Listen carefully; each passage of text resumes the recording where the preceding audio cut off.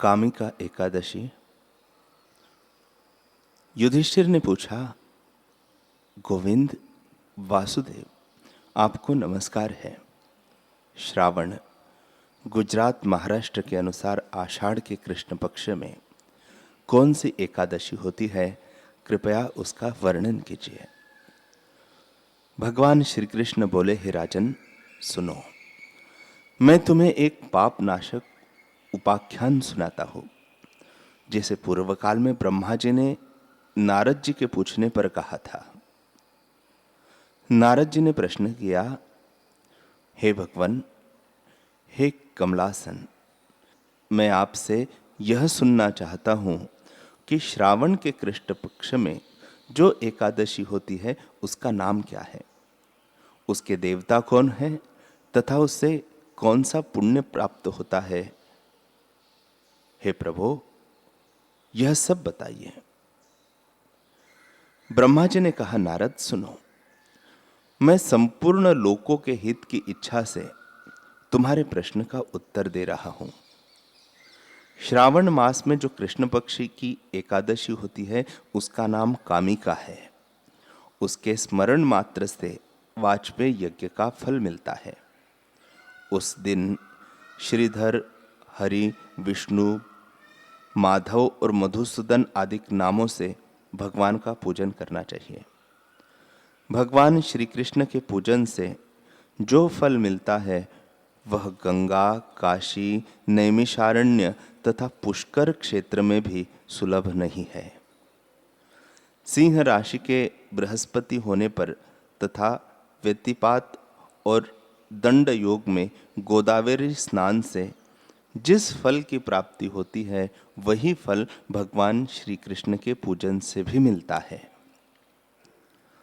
जो समुद्र और वनस्पति सहित जो समुद्र और वन सहित समुची पृथ्वी का दान करता है तथा जो कामिका एकादशी का व्रत करता है, वे दोनों समान फल के भागी माने गए हैं।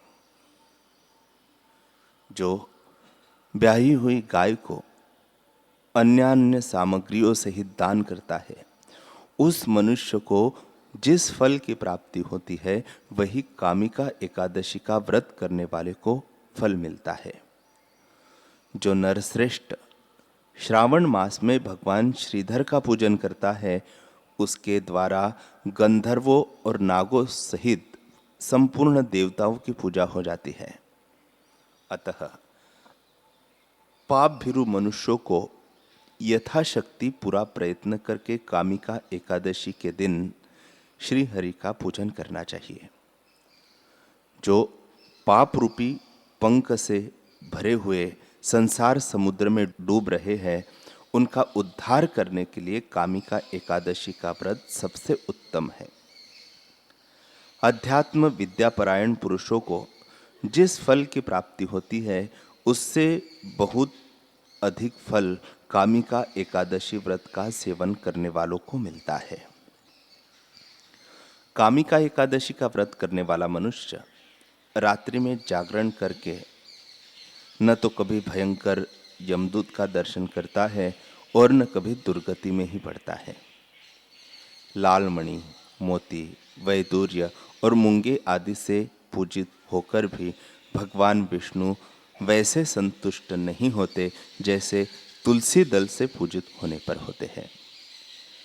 जिसने तुलसी की मंजरियों से श्री केशव का पूजन कर लिया है, उसके जन्म भर का पाप निश्चय ही नष्ट हो जाता है।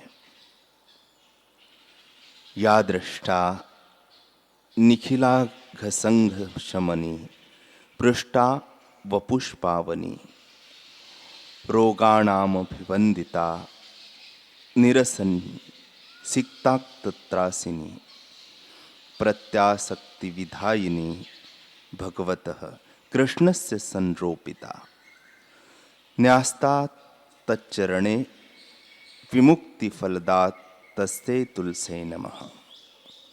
जो दर्शन करने पर सारे पाप समुदाय का नाश कर देती है, स्पर्श करने पर शरीर को पवित्र बनाती है, प्रणाम करने पर रोगों का निवारण करती है, जल से सिंचने पर यमराज को भी भय पहुंचाती है, आरोपित करने पर भगवान श्री कृष्ण के समीप ले जाती है और भगवान के चरणों में चढ़ाने पर मोक्ष रूपी फल प्रदान करती है। उस तुलसी देवी को नमस्कार है। जो मनुष्य एकादशी को दिन रात दीपदान करता है, उसके पुण्य की संख्या चित्रगुप्त भी नहीं जानते। एकादशी के दिन भगवान श्री कृष्ण के सम्मुख जिसका दीपक जलता है, उसके पितर स्वर्गलोक में स्थित होकर अमृत पान से तृप्त होते हैं। घी या तिल के तेल से भगवान के सामने दीपक जलाकर मनुष्य देह त्याग के पश्चात करोड़ों दीपकों से पूजित हो स्वर्गलोक में जाता है। भगवान श्री कृष्ण कहते हैं, युधिष्ठिर, यह तुम्हारे सामने मैंने कामिका एकादशी की महिमा का वर्णन किया है। कामिका सब पातकों को हरने वाली है, अतः मानवों को इसका व्रत अवश्य करना चाहिए। यह स्वर्गलोक तथा महान पुण्य फल प्रदान करने वाली है। जो मनुष्य श्रद्धा के साथ इसका महात्म्य श्रवण करता है, वह सब पापों से मुक्त हो श्री विष्णु लोक में जाता है।